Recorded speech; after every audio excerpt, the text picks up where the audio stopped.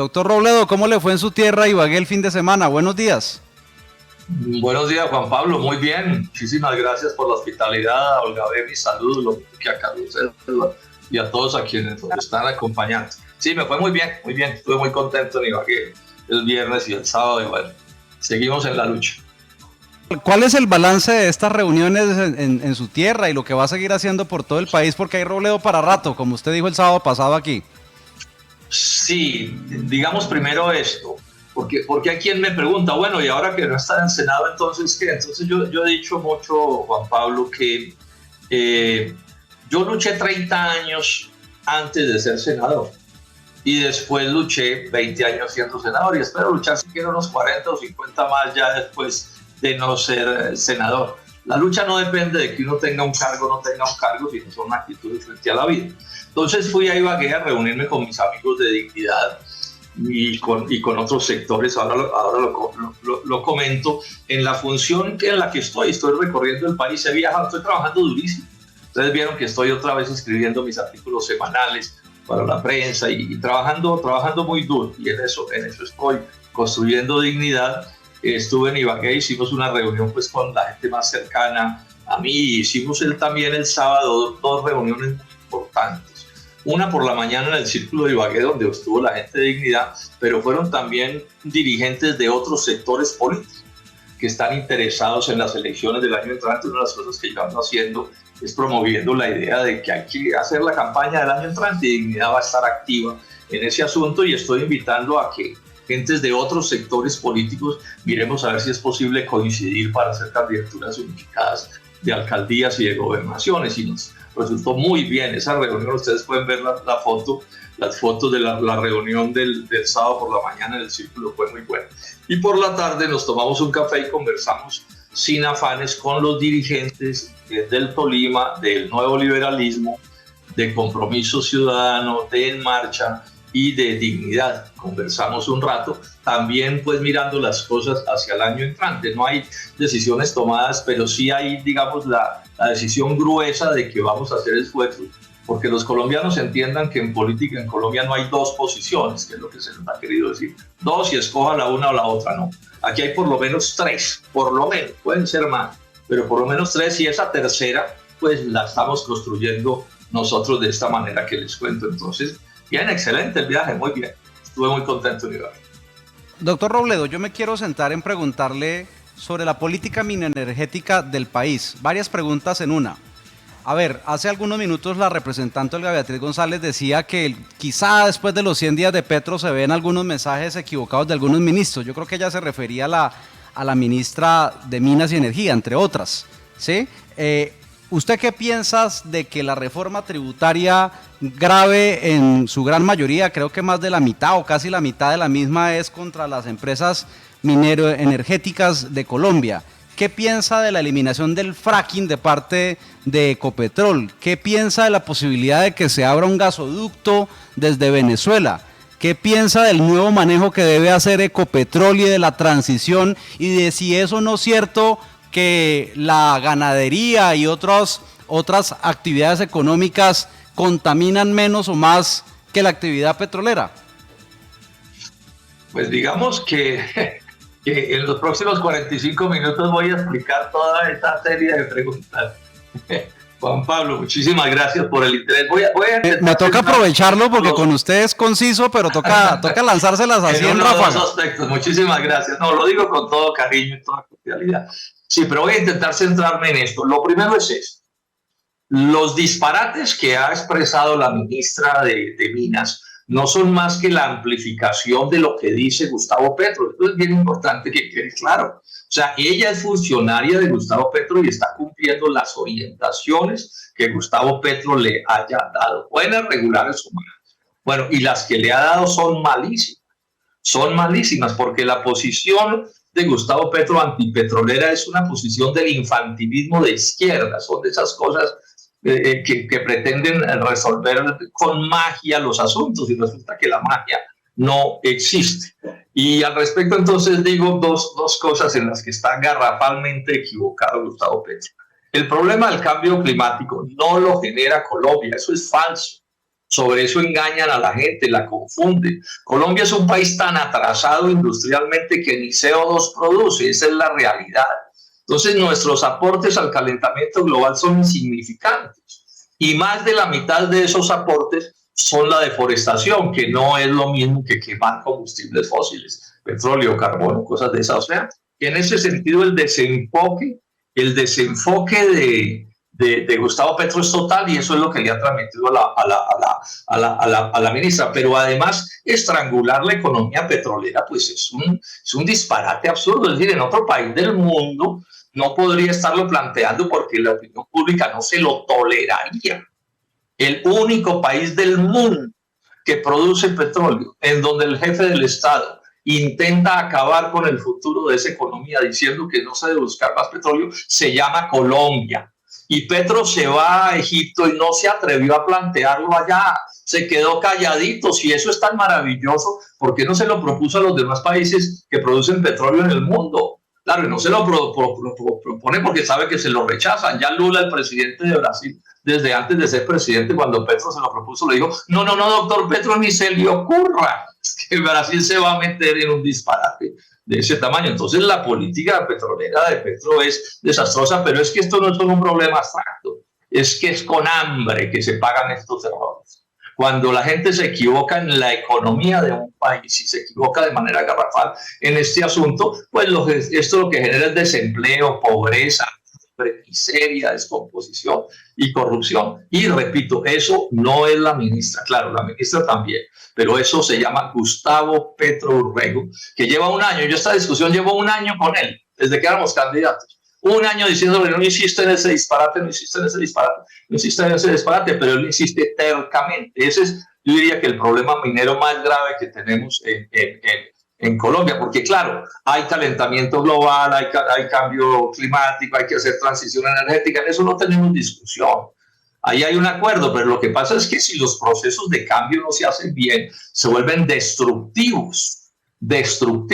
Cuando un muchacho termina el colegio y decide estudiar medicina, por decir cualquier cosa, ahí se le viene una transición en su vida, pero si no la sabe hacer, no lo va a lograr. Si cree que puede ser médico en 15 días con una viveza, ¿cierto? Copiando en los exámenes o cosas de esas, pues no va a ser nunca el médico de esa transición con la que está soñando. Entonces, ahí tenemos un problema muy, muy grave. Me impresiona más la terquedad, el empecinamiento, ¿cierto? De Gustavo Petro insistiendo en mantener una cosa como esa. Y eso se reflejó en la reforma tributaria, pero no solo en el mundo petrolero y minero, ¿cierto? Sobre el cual él tiene como una especie de animadversión que no entiende. Ustedes saben que yo estaba en todos los debates contra la mala minería. Ahí estuve en el caso de la Colosa acompañando a los tolimenses para que eso no pasara. Pero eso es una cosa y otra cosa es pretender que no exista el petróleo ni la minería. Porque resulta que es que prácticamente todo lo que tenemos tiene que ver con la minería. El progreso de la humanidad, claro, es el progreso del agro, pero también es el progreso de la minería. Esto que estamos haciendo aquí no lo podríamos hacer si no hubiera una serie de materiales que tienen que ver con el reino mineral, ¿cierto? Que nos permiten llegar a estos desarrollos tecnológicos. Eso no parece entenderlo, pero la reforma tributaria también, digamos, otra cosa. No le cumplió, ya lo dijo Carlos Eduardo, no le cumplió el compromiso que hizo Gustavo Petro a las MIPYMES, a las pequeñas y medianas empresas. Les prometió que les rebajaba el impuesto de renta, que es una lucha de algunos de nosotros de muchos años, y les incumplió. Y además le grabó la comida a los pobres de Colombia. Eso es una realidad que está también allí y eso también golpea a las pequeñas y medianas empresas. Y ese impuesto a los plásticos es un impuesto contra los pobres de Colombia también y contra las pequeñas y medianas empresas. Y le metió otro incremento del precio de los combustibles que lo pagan principalmente los pobres de Colombia. Entonces no nos digan que esa reforma tributaria fue una reforma progresiva. Es más, el propio ministro de Hacienda ya dijo que esa es una reforma que tiene la bendición o el auspicio del Fondo Monetario Internacional, del Banco Mundial y la OCDE, que todos sabemos no gobiernan en beneficio de Colombia, sino que gobiernan en beneficio de los intereses extranjeros. Entonces, estamos hablando de un gobierno que entonces la gran cosa que nos presentan es la reforma tributaria y los que conocemos un poquito de estos asuntos, pues tenemos severos cuestionamientos para hacerle a esa reforma. ¿Es equiparable comparar a la cocaína con la contaminación de los combustibles o ese es otro disparate? Sí, un disparate total, un absurdo total. Es que son las frases efectistas para confundir a la gente, para manipularla, porque no resiste análisis. Son dos cosas que no tienen comparación posible, son un absurdo. En estos días dijo otro absurdo. Dijo que si Colombia consumía sus reservas de carbón, el mundo se moría la muerte de la humanidad. Y resulta que el año pasado la Tierra, el mundo, consumió un equivalente en carbón que todas las reservas de Colombia. O sea que el mundo sí ha debido morir el año pasado. Pero es que esas son las características del presidente Gustavo Petro, ¿no? Y es que dice cualquier cosa que suena bien y claro, no faltan los confundidos que no entienden mucho de estas cosas por cualquier razón y entonces los engatusan con esas frases rimbombantes que por supuesto no resisten análisis. Y en cambio, por ejemplo, guarda silencio sobre cosas tan graves, y esto es bien importante en el Tolima, y es que prometió renegociar los TLCs y ya dijo que no los va a renegociar. ¿Y eso qué es lo que significa? No renegociar los TLC significa que Colombia no podrá resolver nunca sus problemas económicos, porque esos tratados los hicieron para estrangularnos la economía. La próxima víctima grave de los TLC va a ser el fin de la economía lechera de Colombia. 300.000 pequeños productores de leche se van a arruinar a partir del 2025. Y ojo, tolimenses y ibaguereños, mis queridos paisanos, por tarde en el 2030 debe haber una catástrofe en la producción de arroz. Si es que no es antes, Y yo que tengo mis años y conocí a Ibagué hace mucho tiempo, sé muy bien que un factor insustituible del desarrollo ibaguereño ha sido el arroz.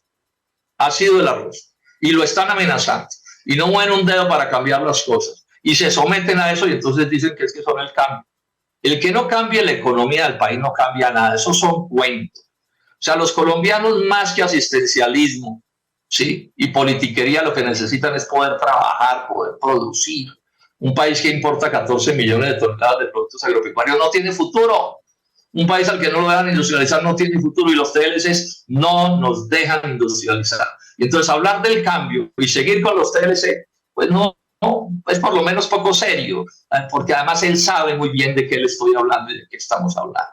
Y que va a dejar al país preso, tan preso como en los gobiernos anteriores, con malas políticas económicas. Y yo repito, los colombianos lo que necesitamos es que nos dejen trabajar, producir, ganarnos la vida, desarrollar el agro, desarrollar la industria, buenos empleos. Claro, cuando la miseria es mucha hay que hacer algunas donaciones asistencialistas, pero eso no es lo que yo quiero para mis hijos y para mis nietas. Y si no es lo que yo quiero para mi familia, no lo quiero para los demás. O sea que usted cree, doctor Robledo, que la reforma tributaria de Petro no es progresista, no es justa, no es equitativa con los que menos tienen y que solamente le quita los recursos a los que más ingresos tienen en el país.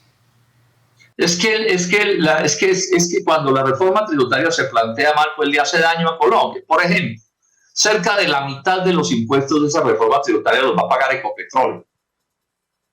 Y resulta que Ecopetrol en el 90% es del Estado colombiano, es decir, es de los colombianos. O sea, los accionistas de Ecopetrol son todos los pobres de Colombia y las clases medias. Entonces, cuando le sacan los impuestos a Ecopetrol, se los están sacando a la propia gente. ¿Sí? Es que esto es una cosa realmente inconcebible, pero además haciéndole daño a la empresa, que es pilar de la economía nacional, y así podríamos mencionar otras cosas. Cuando ustedes miran, y esto se ha explicado también en detalle, en el impuesto de renta, a los que más duro castigaron, ¿sí? En el caso de las personas naturales, fue a la clase media.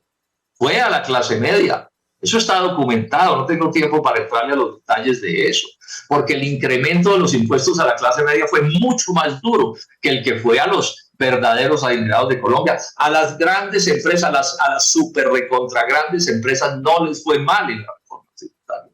Le fue mal a las pequeñas y a las medianas y a las grandecitas, pero en eso se equivocó también. La Constitución ordena, Juan Pablo, que los impuestos deben ser progresivos. Entonces, cuando él no le pone progresividad al impuesto de renta de las empresas o se lo pone mal al impuesto de renta de las personas naturales, pues digamos que actúa contra la Constitución y es una visión regresiva, retardataria, pero además le hace daño al país. Es que ese es un sector que necesitamos desarrollar, es a las pequeñas y a las medianas empresas. Eso lo entiende cualquiera. Entonces andan con la falsedad de que es que eso no se puede hacer, que porque eso es antitécnico. O sea, en personas naturales se afecta más el que tiene ingresos de 15, de 16, de 17, de 20 millones al que se gana 100, 200, 500 millones mensuales. O 500 o 1000, es que en el mundo ya hay ricos de 200.000 millones de dólares. Es cierto. O sea, es que el mundo ha cambiado. Entonces antes el que se ganaba unos cuantos pesos ya era el más rico, ya no es así. Pero además el gobierno ha dicho que es que eso no se puede modificar. Y resulta que yo ayer publiqué una lista enorme de países del mundo muy importantes en donde el impuesto de renta de las pequeñas y medianas empresas es menor que el de las mayores, que es lo que estamos reclamando desde hace mucho rato. En muchos países del mundo es así.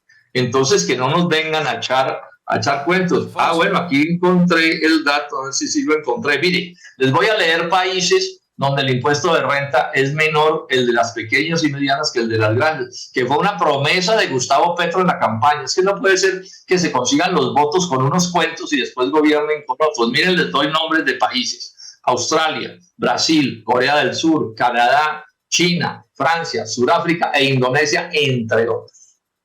Y nos meten en el cuento de que eso no se puede hacer aquí. Claro que se puede hacer. No se les dio la gana hacerlo, porque es una reforma que en muchas cosas es una reforma regresiva. Perfecto. Ex senador Jorge Enrique Robledo, muchas gracias por estar con nosotros hoy en Econoticias de Ecos del Conveima y siempre será un placer escucharlo. Usted es muy amable. Juan Pablo, a usted mil gracias, a Carlos Eduardo, a todos los que están con nosotros, mis saludos.